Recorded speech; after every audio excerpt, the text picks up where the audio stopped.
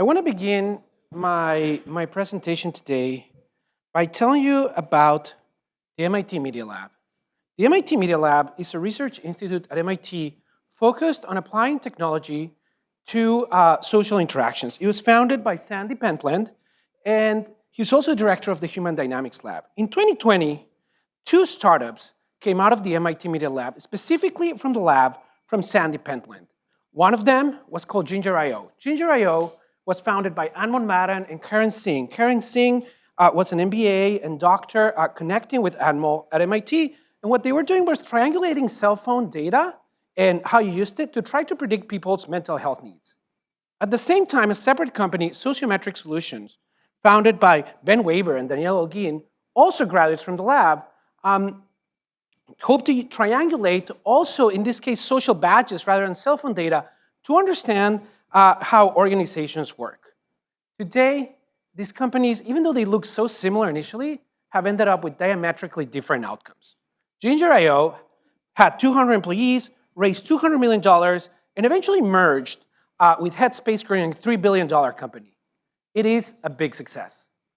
Sociometric Solutions only has 13 employees, and in 2022, they had to raise a down round, meaning they dropped their valuation, and the equity of the founders was complete, after 12 years of work, was completely wiped out. They are, what we call in business school, a learning opportunity. And so, what I've been trying to figure out at Columbia, one of the main questions that keeps puzzling me is, how can it be that two companies that are so similar, companies that are in the same industry, in the same location, with the same mentors, coming from the same university, and targeting basically the same market problem, can end up with such different outcomes? Now, one possible answer is that it's just random, right? Look, a lot of randomness happens in startup outcomes, but we also know that's not the only part of the story. We know from management that there's something else going on.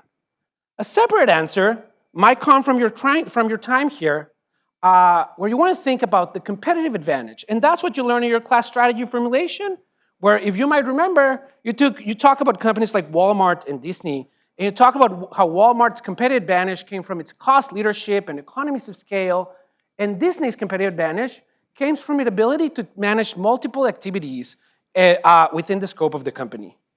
But what happened was that, as I was trying to think about why Gantcher fared differently than Sociometric Solutions, and deep dive into the story of these two companies, cost leadership, economies of scale, economies of scope did not seem to answer the question. But rather, the best answer one could find was about the founders themselves. If you look at the team, for example, they're both similar teams, but they have a few differences. The first team, Gantcher, is a complementary team. There is an innovator, Anmol Madan, who's partnering with an MBA that's bringing the business acumen, and at the same time, he's a medical doctor, and so he has an understanding of the mental health space.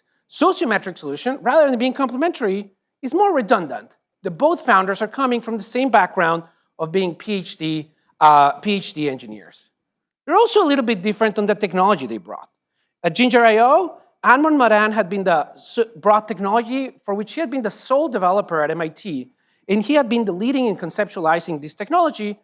Sociometric Solutions, they had also participated in creating a technology at MIT, but they were actually not the inventors alone, but they had just been part of a broader team. And in fact, when I went back to think about these companies, Disney and Walmart, I realized that the same story about founders being critical could be said about their competitive advantage early on. For example, the impact of Walt Disney on Disney is actually remarkable, right? He invented a new animation approach. He was the first to decide you could create full-length feature films. He created the characters we love today, and he was the first to invest in theme parks. He also brought tremendous work ethic. He said, well, people ask me if I know the secret to success, and I could tell others how to make their dreams come true. He said, my answer is, you do it by working. The same story about a very consequential founder being, at the beginning, so important for the company could be said about Walmart. And so as I asked myself this question, and I wonder, why do some companies really succeed while the other ones fail? perhaps, I wonder, right, could it be that a person, rather than the company, is the competitive advantage? Does this make sense, that a person would be the competitive advantage?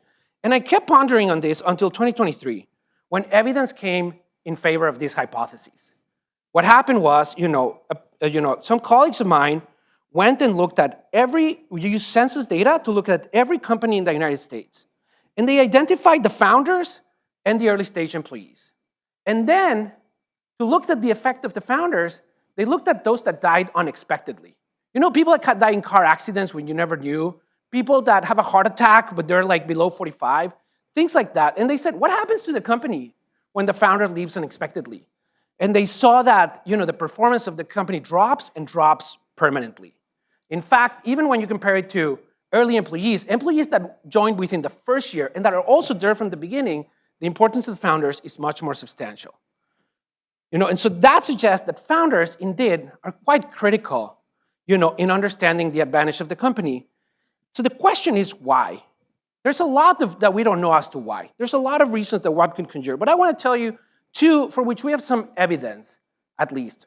One of them is that founders embody that unique thesis of the startup that eventually builds into that competitive advantage. And I told you these examples already. Perhaps where we have a little bit more evidence is in thinking about academic science and its process of commercialization. Because there we can look at, in universities, we can look that are creating net new science. We can ask ourselves, what happens when this science is licensed to a startup and then tries to grow it? And what happens when that science, rather than just being licensed to a startup, works through a startup where the founder was also the inventor, right? Does that make sense? And we see that inventor founders actually turn out to be quite more beneficial. They have higher equity outcomes. These startups have more coherence between the technology and business problem and are able to solve multiple challenges that founders confront, such as hiring, issues of geography isolation, organizational growth, etc. We also know that founders bring up a lot of something you might call entrepreneurial leadership, which first of all means working very hard, right? When you ask entrepreneurs and salaried people how much time do they work, entrepreneurs report working a lot longer. When you actually use time journal data collected by the census, where you track in 15-minute increments what somebody does throughout their whole day, that also turns out to be true. Entrepreneurs are found to just spend a lot more hours working, and this extra time leads to higher income. Entrepreneurs are eternal optimists, right? And optimism is very positive for a firm. First of all, it allows them to focus on long-term investments because you believe things are going to be around in the future. Second, it allows people to join in shared commitments. If you have uncertainty whether to join a startup, whether to invest in a startup, whether to be part of that, it means a lot to know that the central person in that company is really going at it with their full heart. And that means that I, as an employee, will have a better payoff joining this company.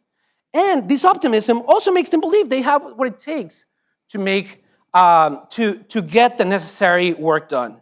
And so as I thought about this company and I thought about all these features that made, as I thought about this question, and I thought about all these features that made these two companies very similar, I realized that maybe the question was poorly formed. Because even though the companies were very similar, they had very different founding teams. And that maybe it was this difference in the founding teams that determined the startup's competitive advantage. And in fact, as I thought about that, it made me think back again to strategy formulation. Because all of those that took strategy formulation, at least since I've been here, might remember a figure that looks a little bit like this, right? Where we talk about Disney and we talk about all the different verticals that Disney is in, and we realize that that's only made sense because something brought them together. In that case, it was the characters, but we said, there's something about core resources that can bring those together. They bring coherence to something that is difficult to understand, and they're particularly useful on their moments of high uncertainty. And the same could be said about founders. That it is the founders themselves that are the core resource that determine a startup's competitive advantage. That it is through that all the other things and that you later see, right? The scale, the commercialization strategy, the IP, actually come, in many cases, from that initial founder difference. And so what would you take from this in terms of managerial takeaway if you're looking for one? Well, the other takeaway that you might have is that founders are important. They're the core resource creating the company's advantage. But also, this means that if you're wondering if you should start a company, and you have a small edge, and you're willing to work hard and be optimistic about it, the rest of the competitive advantage will develop or can develop around that effort and vision that you're bringing as the rest of the company. And so rather than waiting for all of that to be there, you might have enough to already get started. Thank you.